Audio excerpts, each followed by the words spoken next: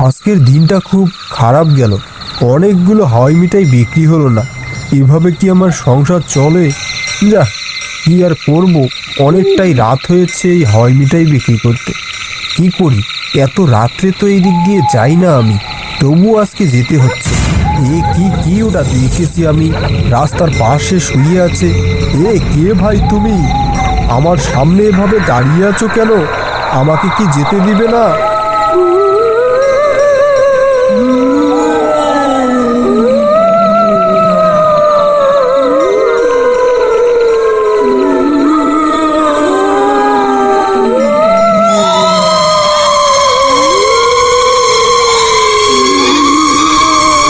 হায় হায়, এ কি দেখলাম!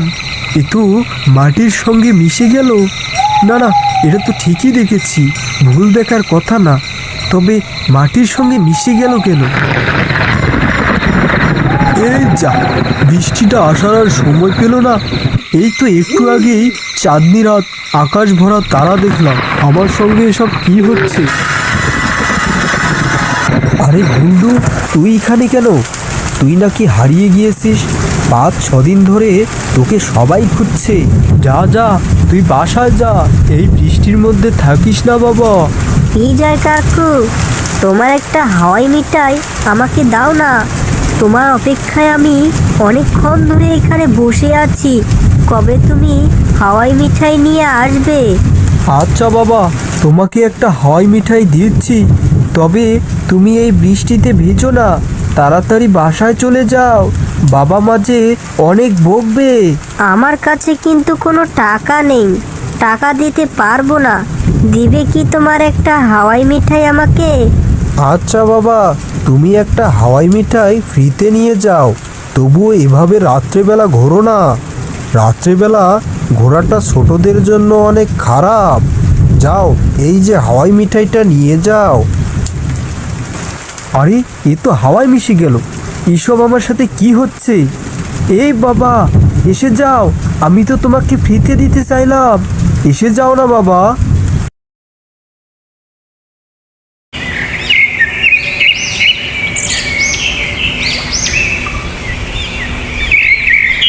পরের দিন আমি ছোট্ট ছেলেটির ব্যাপারে গ্রামে একজনকে জিজ্ঞেস করলাম, কিন্তু সে বলল গুন্ডু নাকি 5 দিন আগেই মারা গিয়েছে। আমি তো শুনে অবাক। তাহলে আমার সঙ্গে রাত্রেবেলা ছোট্ট ছেলেটি কে ছিল? আমি তো গুন্ডুকেই দেখেছি। না না, এটা তো হতেই পারে না।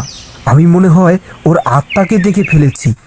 আচ্ছা ভাই, একটা কথা বলুন তো, ওই ছেলেটির কি হয়েছিল যে ও এত ছোটতে এভাবে আত্মহত্যা করলো? নিশ্চয়ই তো কিছু না কিছু একটা হয়েছিল, না হলে এভাবে আত্মহত্যা কেউ করে না। হ্যাঁ হ্যাঁ বিজয় দাদা, তুমি তো ঠিকই বলেছ। ওইটুকু ছেলের উপরে অনেক নির্যাতন হয়েছে, না হইলে তো এত ছোটতে কেউ আত্মহত্যা করে না। তবে আমি এর বিষয়ে কিছু জানি না। ওর বাসায় এক বুড়িমা থাকে, ওর কাছে গেলে হয়তো আমরা সবকিছু জানতে পারবো। আমি তো ভাই ওই বুড়ির বাসা চিনি না। তুমি যদি চিনে থাকো তাহলে চলো, আমরা ওই বুড়িমার বাসায় চলে যাই। হ্যাঁ, ওই বুড়িমার বাসা আমি চিনি, তুমি চলো আমার সঙ্গে। এরপর আমরা রওনা দিলাম বুড়িমার বাসার দিকে। বুড়িমার বাসাটা অনেক দূরে। আমরা অনেকক্ষণ হাঁটতে থাকলাম। এরপর পৌঁছে গেলাম সেই বুড়িমার বাসায়। তোমরা কারা বাবারা? আর কেনই বা আমার বাড়িতে এসেছো?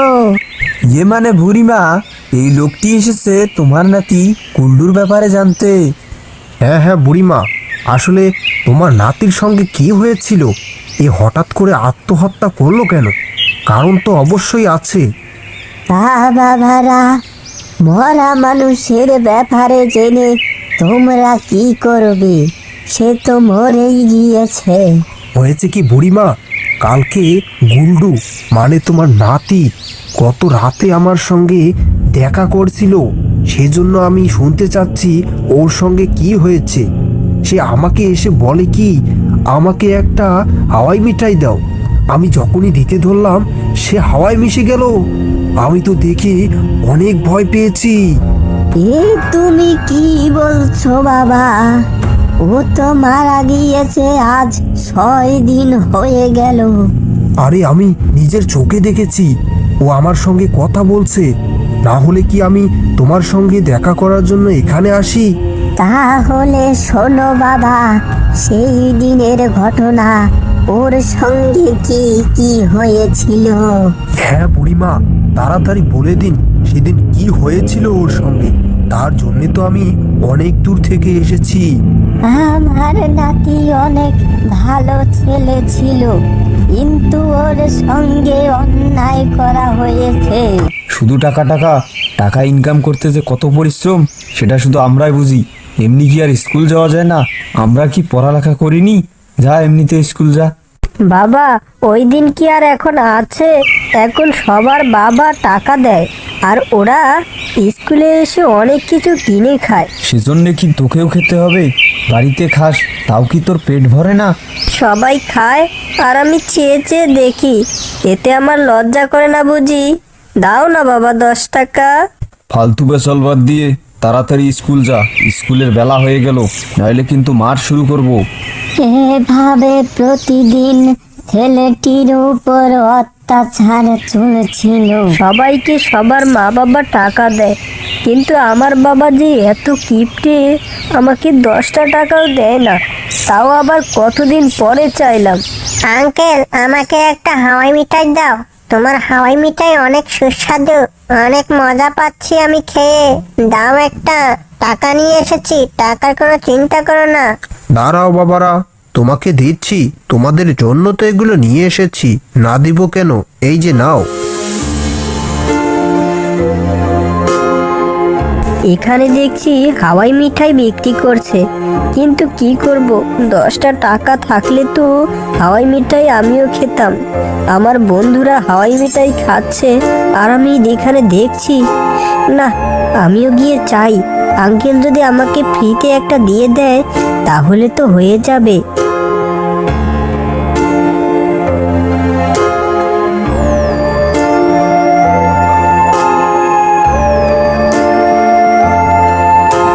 আঙ্কেল, আমাকে একটা হাওয়াই মিঠাই দেবে? আমি না অনেক দিন ধরে চাচ্ছি একটা হাওয়াই মিঠাই খাবো। আচ্ছা বাবা, তোমাকে হাওয়াই মিঠাই দিচ্ছি, তোমার টাকাটা দাও। 10 টাকা লাগবে এই হাওয়াই মিঠাই খেতে হলে। কিন্তু আমার কাছে তো কোনো টাকা নেই।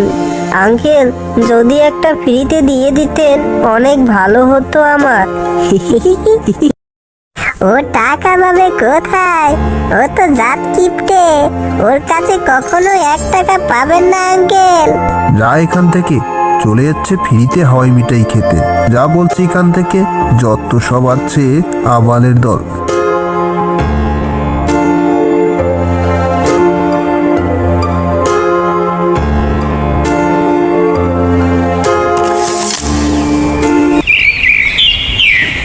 রোজ রোজ বন্ধু বান্ধবের অত্যাচার আর আমার সহ্য হচ্ছে না। এই বাবা যে এত কিপটে, আমাকে মাসে 10টা টাকাও দেয় না। আজকে যদি টাকা না দেয় তাহলে আমি স্কুলে যাব না। ও বাবা, কোথায় গেলে? আজকে যদি টাকা না দাও আমি কিন্তু স্কুলে যাব না বলে দিলাম।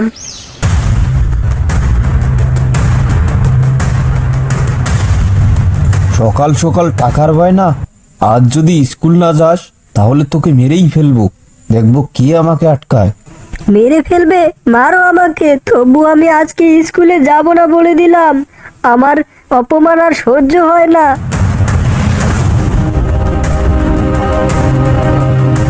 এই ছেলে দেখছি তখন থেকে বাপের উপর কথা বলতেছে। এতটুকু ছেলে এভাবে কথা বলতেছে, এই শিক্ষা দিয়েছো তুমি ওকে? হ্যাঁ রে ভাই, দিনে দিনে দেখছি একটুক ছেড়ে অনেক বড় কথা বলে। একে আজ মেরেই ফেলবো বলে দিলাম। বাপের এত অত্যাচার সহ্য করতে না পেরে সেই রাতেই ছেলেটি আত্মহত্যা করে ফেলে। পরের দিন পুকুরের ধারে পাওয়া যায় সেই ছেলেটির লাশ। সবাই সেই লাশের দিকে তাকিয়ে থাকে আর অবাক হয়। ওইটুকু ছেলের উপরে কেউ এত বড় অত্যাচার করে?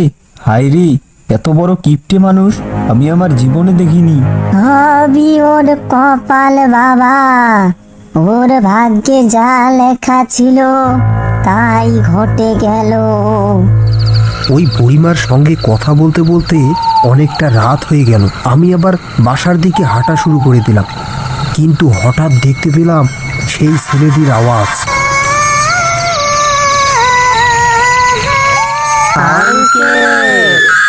হাওয়াই মিঠাই না দিলে কিন্তু আজকে যেতে দিব না। ওরে বাবারে, আরে গুন্ডু শোনো আমার কথা। তোমাকে সেদিন আমি হাওয়াই মিঠাই খাওয়াতে পারিনি, কিন্তু দেখো আমার যে সংসারের অবস্থা, আমি তোমাকে কিভাবে হাওয়াই মিঠাই খাওয়াবো? সেদিন তুই আমাকে হাওয়াই মিঠাই খাওয়াসনি, আমি অনেক কষ্ট পেয়েছি, আজ তোকে যেতে দিব না। আমাকে ক্ষমা করে দাও বাবা, আমি সেদিন অনেক বড় ভুল করে ফেলেছি। তোর একটাই দোষ, সেদিন তুই যদি আমাকে হাওয়াই মিঠাই খাওয়াতি তাহলে আমি এরকম জেদ করতাম না, আর এভাবে আমি আত্মহত্যা করতাম না। তুই সবার সামনে আমাকে অপমান করিয়েছিস, আমার বন্ধু বান্ধব আমাকে দেখে হাসা শুরু করে দিছিল। আমার সেদিন অনেক কষ্ট পাচ্ছে, এই কষ্ট আমি তোকে মেরে শোধ করে নেব আমি। বিজয় দাদা, এখানে একা একা কার সঙ্গে কথা বলছেন? এখানে তো কাউকে দেখতেও পাচ্ছি না। আরে হ্যাঁ, কথা তো ঠিক দাদা, এখানে আমিও তো কাউকে দেখতে পাচ্ছি না, কিন্তু একটু আগে তো আমার সঙ্গে কথা বলছিল। আরে কিছু খেয়েছেন নাকি? আমি এখানে তো সব কিছু ফাঁকা ফাঁকা দেখতেছি, হয়তো আপনার দেখার কোনো ভুল হয়েছে। না না, এ তো হতে পারে না।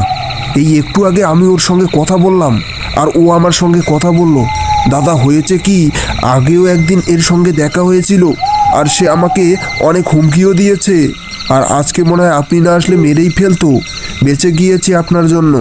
আচ্ছা যাই হোক, চলেন এখন এখান থেকে কেটে পড়ি, না হলে আবার অন্য সমস্যাও হতে পারে। আর এর ব্যাপারটা আমরা বাসার ওদিকে গিয়ে আলোচনা করি কি করা যাবে।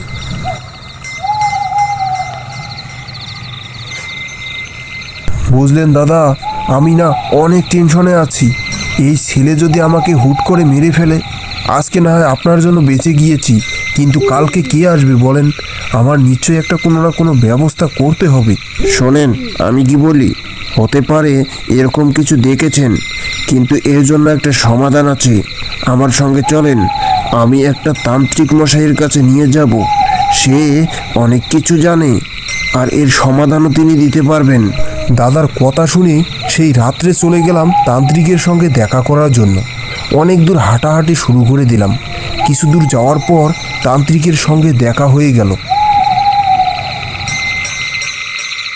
তান্ত্রিক মশাই, আপনার সঙ্গে দেখা করার জন্য আমরা এসেছি। আমাদের কিছু কথা বলার ছিল। কি এমন দরকার যে এত রাতে আমার কাছে এসেছো? হয়েছে কি, এই দাদার নাকি ভুলভাল কিছু দেখছে। রাস্তা দিয়ে হেঁটে গেলে নাকি কোনো এক বাচ্চার চিল্লানির আওয়াজ শুনতে পায় এবং তার সঙ্গে কথাও বলে। এর কারণ কি তান্ত্রিক মশাই যদি একটু বলেন তাহলে আমাদের অনেক উপকার হতো। সবই আমি জানি। ওটা আর কেউ না, ওটা তোরই সন্তান, যে তোর উপর অভিমান করে আত্মহত্যা করেছিল। তান্ত্রিক মশাই, এটা আমি জানি, কিন্তু দাদাকে বলার চেষ্টা করেছিলাম, কিন্তু আবার ভাবলাম যে দাদাকে বলে আবার দাদার টেনশন চলে আসুক মাথার মধ্যে, এজন্য আর বললাম না। এখন আর এসব বলে কি লাভ? ওর প্রতিশোধ নেওয়ার জন্য ঘুরতেছে। তান্ত্রিক মশাই, না বুঝে আমার ছেলের প্রতি আমি অনেক বড় অন্যায় করে ফেলেছি। এখন আপনার উপর ভরসা, আপনি এখন আমাদের একমাত্র সম্বল। যেভাবেই হোক আমার ছেলে গুন্ডুর আত্মার হাত থেকে আমাদের রক্ষা করেন তান্ত্রিক মশাই। একটা উপায় আছে, ও যেখানে আত্মহত্যা করেছে আমাদের সেইখানে যেতে হবে। এরপর আমরা গুন্ডু যেখানে আত্মহত্যা করেছে সেখানে চলে আসলাম। তান্ত্রিক মশাই, এখানে আমার ছেলেটা আত্মহত্যা করেছিল। এখন তুই তোর ছেলের নাম ধরে ডাক, তোর ডাক শুনলে ও নিশ্চয়ই চলে আসবে। গুন্ডু বাবা, গুন্ডু বাবা কোথায়? এখানে চলে আসো তো বাবা, চলে আসো এখানে।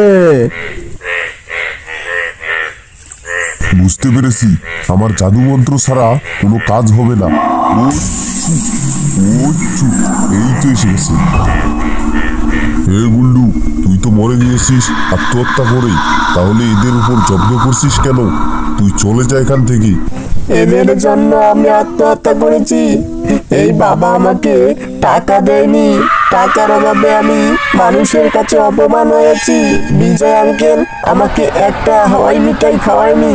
আমি এর প্রতিশোধ নিয়ে তারপর মুক্ত হব, এর আগে না, মেরে ফেলবো। এই রে, দাঁড়া দেখাচ্ছি মজা। মুক্তি হোস কিনা সেটাই আমি দেখবো। এই মেরো না, আমি প্রতিশোধ নিয়ে তারপর যাব। ছেড়ে দাও বলছি, ছেড়ে দাও, ছেড়ে দাও। গুল্ডুর আত্মা চিরতরে মুক্তি পেয়েছে, ও আর কখনো এখানে আসবে না। তবে শুনে রাখ, এত কিপটামি করা ভালো না। ছোট ছেলে মেয়েদের সবসময় হাসি খুশিতে রাখার চেষ্টা করবে।